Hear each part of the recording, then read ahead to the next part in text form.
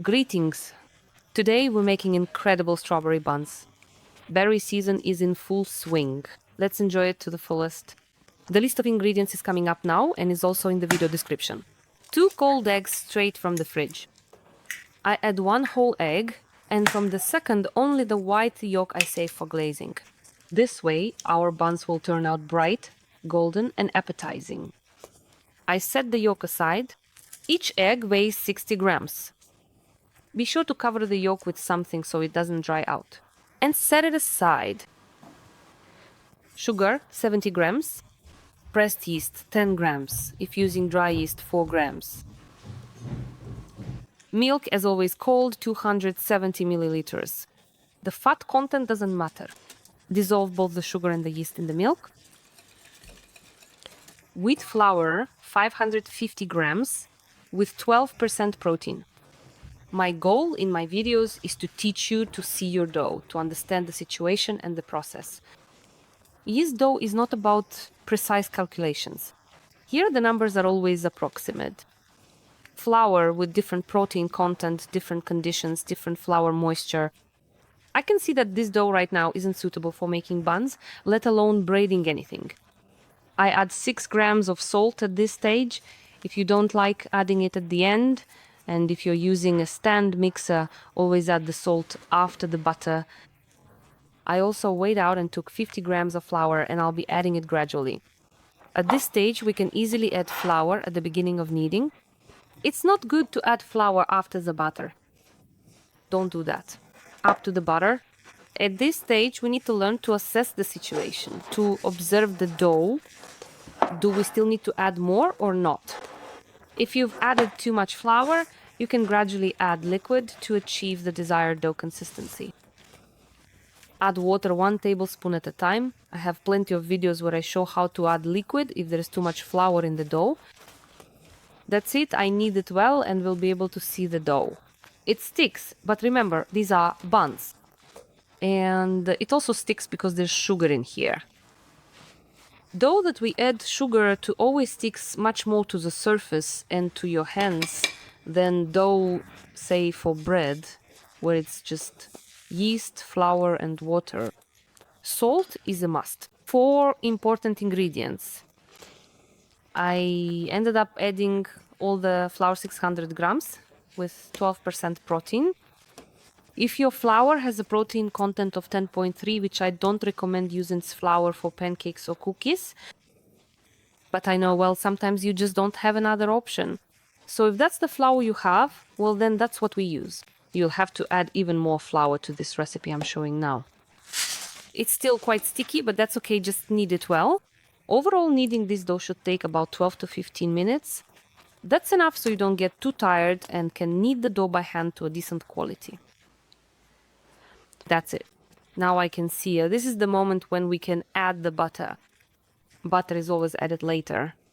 60 grams with a fat content of 82%. Add it gradually. The butter should be somewhere between fridge temperature and room temperature. And now it's summer, so it's warm. Well, warm is relative, honestly. Our summer is kind of strange this year. Makes you want to turn the heating on. The reason we add the butter gradually is because fats can break down the dough. That's why we do it little by little. If I were kneading the dough in a stand mixer right now, I would add the butter in 2 stages. Take a look at what's happening with the dough. Don't panic. Everything is fine. Keep kneading the dough. Soon it will all come together and the dough will turn out absolutely gorgeous. Don't add the second or third portion of butter until the previous one is fully incorporated. You can see these little films forming on the surface. This is a great sign that the dough has reached the right stage of kneading. I won't knead it any longer because I'm a bit tired already. But notice that the dough still sticks to your fingers. Use a spatula. I'll leave it for a minute while I grab a bowl, add some oil, and give it a little spray. Just 1 minute will pass and you'll see how the dough will start to change. All that roughness on the surface will disappear now. Give it a little fold and place the dough in the bowl. I leave it at room temperature for 30 minutes, which is about 21 degrees Celsius. Today I have 700 grams of strawberries. Let's enjoy them to the fullest. As you can see, they're all different sizes. By the way, you can use cherries, sweet cherries, apricots, peaches, whatever you like. You can make this filling with those fruits, but with raspberries, this method probably won't work. It's a bit different there. In general, I don't cut them too small or too large, just medium-sized pieces, like this. That's perfect. All the strawberries are chopped. A frying pan, a sauté pan, or a pot, whatever you have, will work. I have 100 grams of sugar. And how much? 30 grams of cornstarch. I use cornstarch, just mix the starch a bit with the sugar, and then add the strawberries. Or whatever fruit you're adding. I also want to add a pinch of citric acid for a brighter flavor. It's been raining, so my strawberries are quite watery, let's put it that way, because of the constant, very heavy rains. So I'll add it to make the strawberry flavor more pronounced and contrasting. Put it on the stove, heat above medium, stirring constantly. You need to bring it to a boil. Don't worry, starch isn't like flour, there won't be any lumps left. The starch will completely dissolve into the berries or fruit. Keep stirring. It thickens very quickly. Notice how the starch starts to stick. It clings to the surface. Wait until the moment it comes to a boil. As soon as you see those bubbles forming, bubble, bubble, bubble, keep stirring constantly and cook for 4 minutes. I don't want it to turn into porridge either. I want to keep nice pieces, fruits and berries. But the starch needs to be cooked through. That's it. I've cooked it perfectly, as you can see. All these pieces, it's a fantastic filling. The filling, it doesn't run out in pies or buns. This filling doesn't leak in rolls either. Please save this for yourself. Write it down. And it's awesome. Let it cool completely and stabilize. It's been about 30 to 35 minutes. I forgot to add vanilla. What kind of buns are there without the taste and aroma of vanilla? I have some paste. At this stage, I'm going to add vanilla paste. And now we'll do our favorite dough stretch, lamination. From the center to the edges, I stretch the dough as thinly as possible, like fabric. Notice that after 30 minutes of fermentation, the dough no longer sticks to anything. It really is just like fabric now, perfect. And in your hands, look at this, it's pure luxury, not just dough. Try not to tear it. And now I gather it all together. Of course, I have a situation with the paste, but what can you do? I wanted to add the vanilla specifically to the dough, not to the strawberries. I thought about adding this paste to the strawberries, but in the end I decided to put it in the dough. That's it. Let's gather it all together. I spray the surface with a little oil, just a little. Don't use too much oil on your hands or on the surface. The dough is perfect. Now I'm leaving it to ferment for about an hour and 20 minutes. For me, about an hour and 10 minutes have passed. Overall, your dough should double or even triple in size, going through the full fermentation process. The longer the dough ferments, the better. But of course, this depends on the amount of yeast and the fermentation temperature. You also shouldn't let the dough overproof. Otherwise, it becomes a poor quality product. Your dough should not collapse. Great. You know, if you just tap the dough a little and it goes poof and collapses, all that dough is ruined. It has simply overproofed, over-fermented and fallen apart.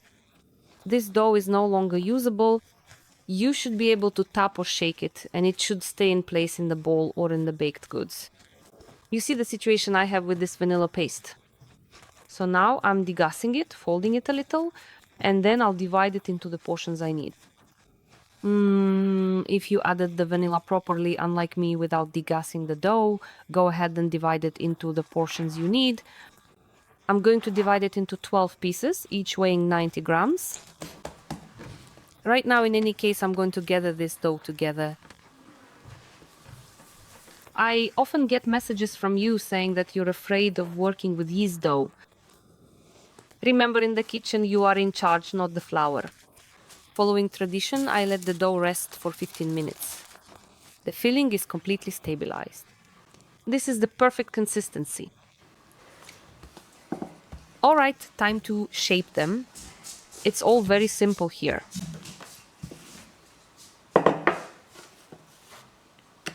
But there are some nuances so that the filling actually stays in place. Of course, you want more filling, but the more filling you add, the harder it is to do everything properly. Make sure that dough touches dough so that the filling doesn't get between the layers of dough. Otherwise, it will be difficult to make this seal.